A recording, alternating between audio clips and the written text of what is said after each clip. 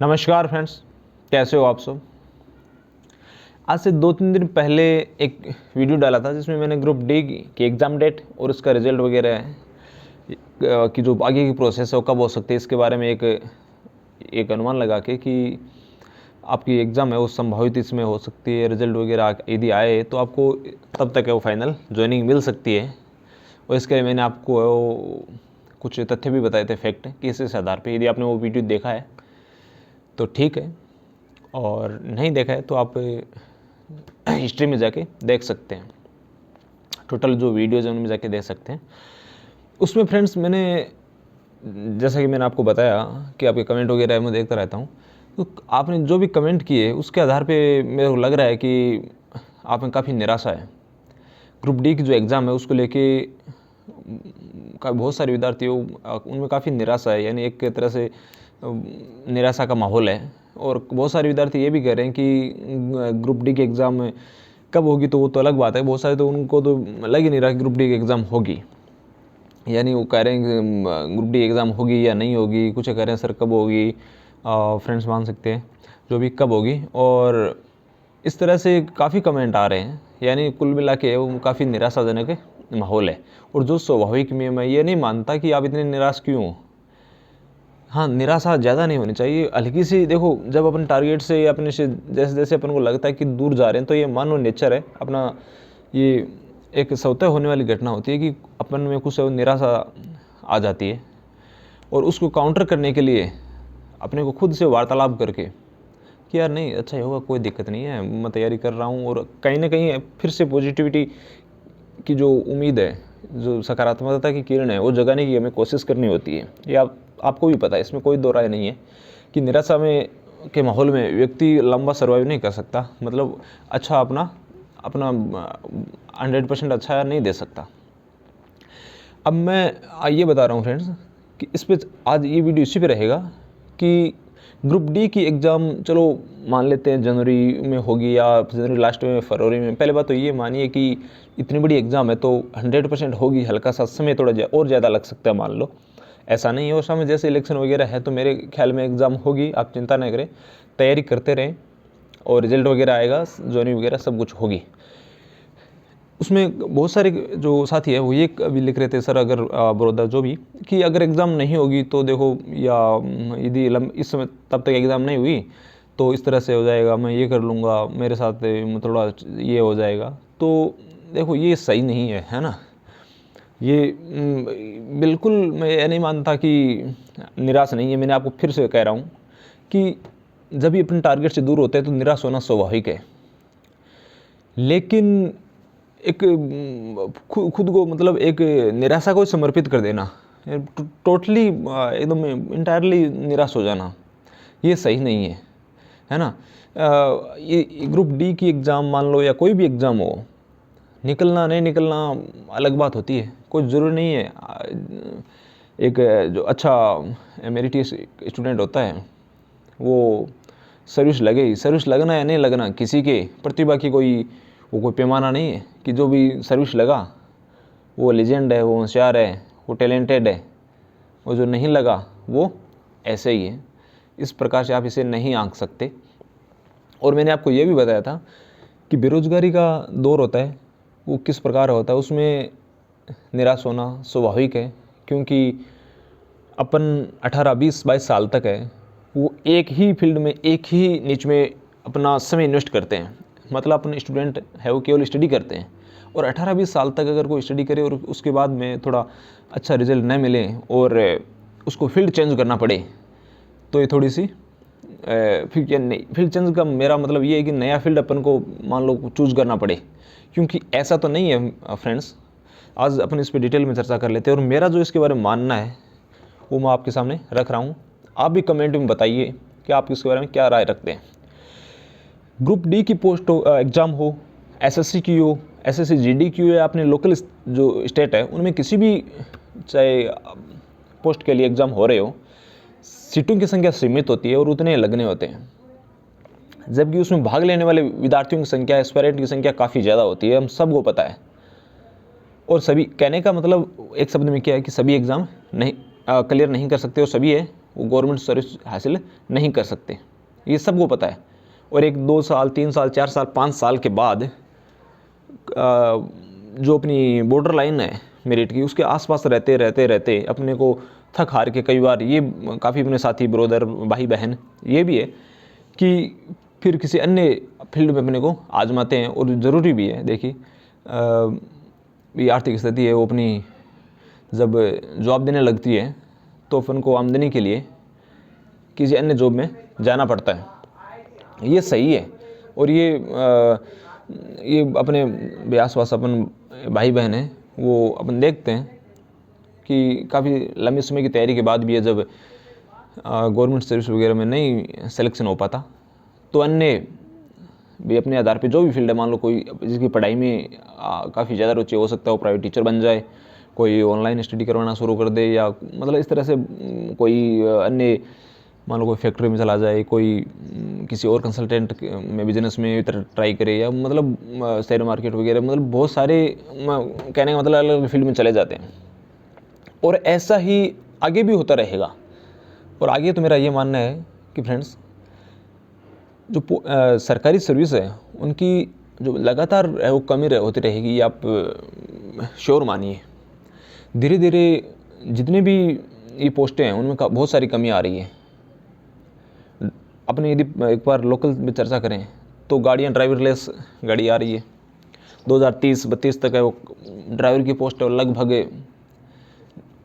मतलब काफ़ी चली जाएगी ये मान लीजिए। शोरूम वगैरह है उनमें सेंसर वगैरह से काम हो रहा है, किसी की आवश्यकता नहीं है, 1-2 मैनेजर वगैरह बैठे रहते हैं, आप सामान लो जाओ, आपका बिल बाल अपने आप बन के पैसे अपने आप कट जाएंगे, आपका कार्ड वगैरह पहले चेकिंग होगी, सब होता रहेगा। यानी ये हर डिपार्टमेंट में ये हो रहा है।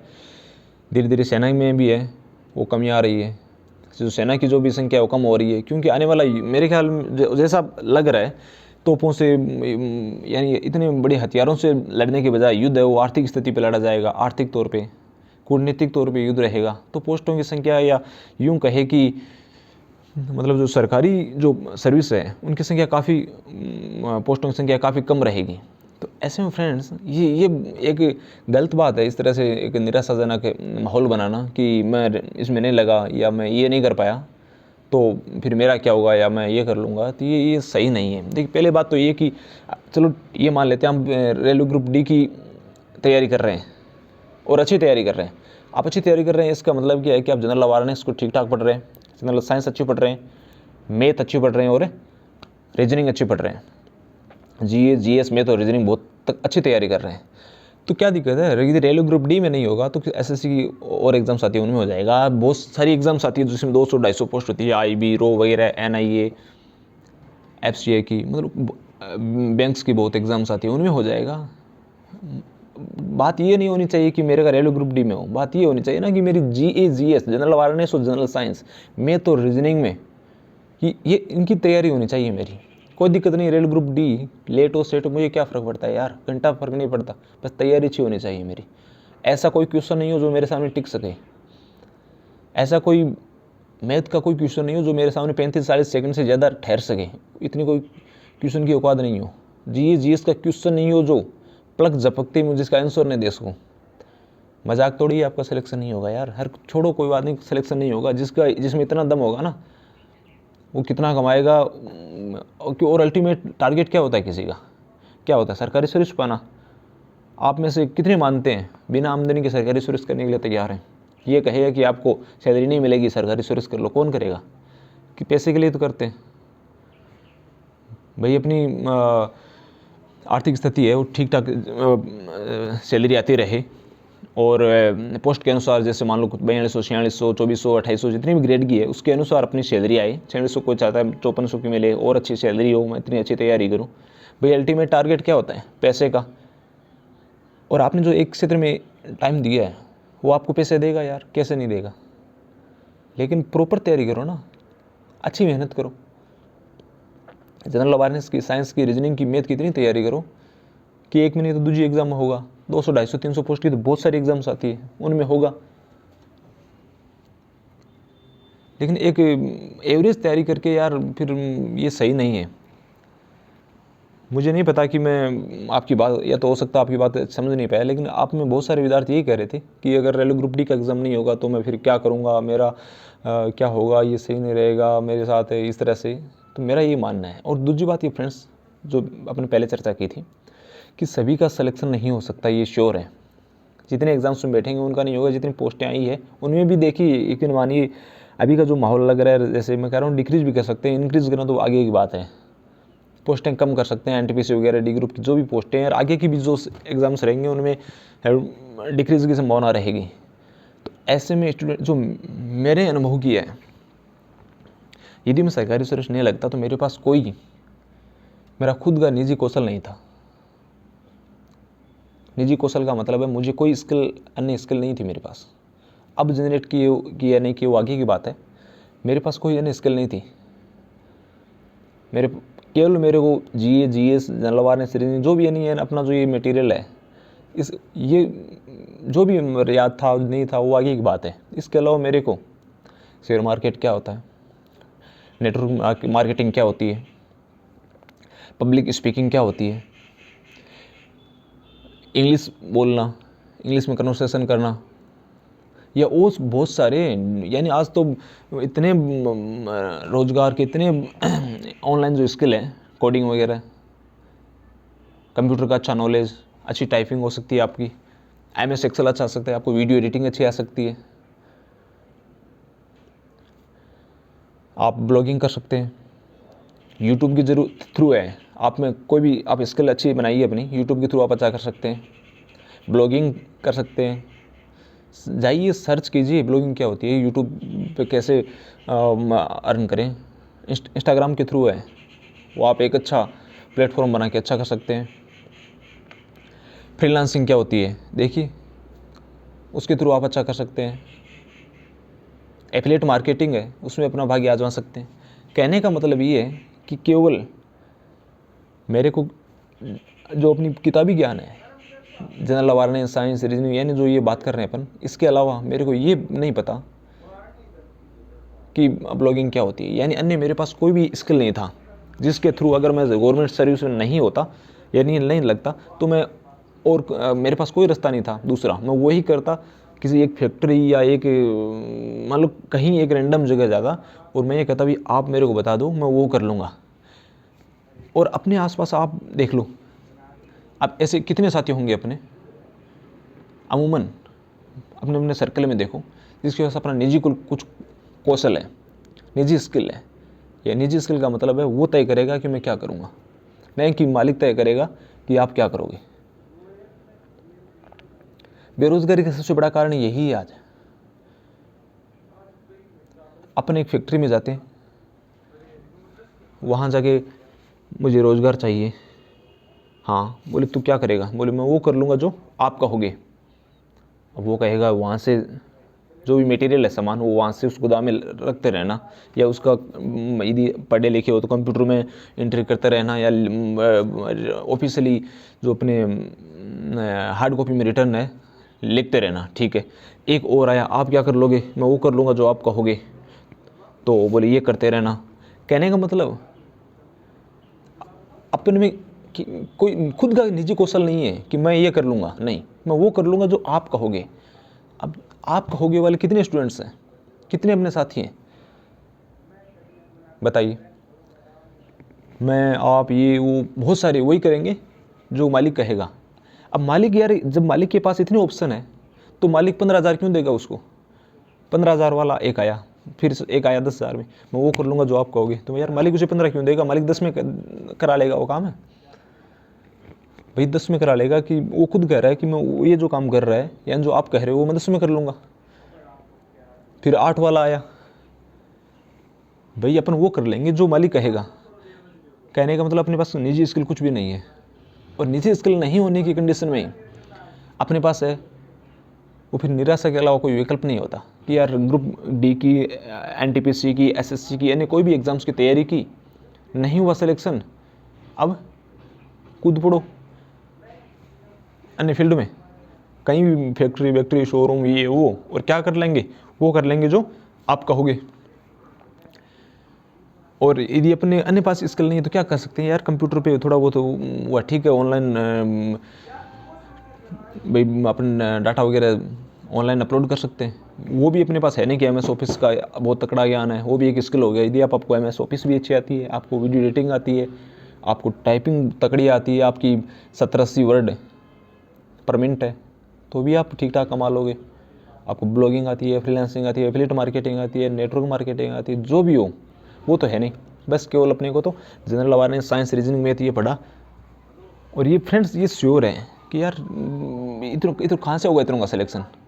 इसलिए मैं कह रहा हूँ, एक बात तो ये कि केवल रेलवे ग्रुप डी की तैयारी कर रहे हैं, आपको रेलवे में जाना है ये सपना है, वो अलग बात है। रेलवे में जाना है ये सपना है, आपको अन्य से कोई मतलब नहीं है। लेकिन आपको कोई एक सर्विस चाहिए, गवर्नमेंट जॉब की सर्विस चाहिए, ये अलग बात है।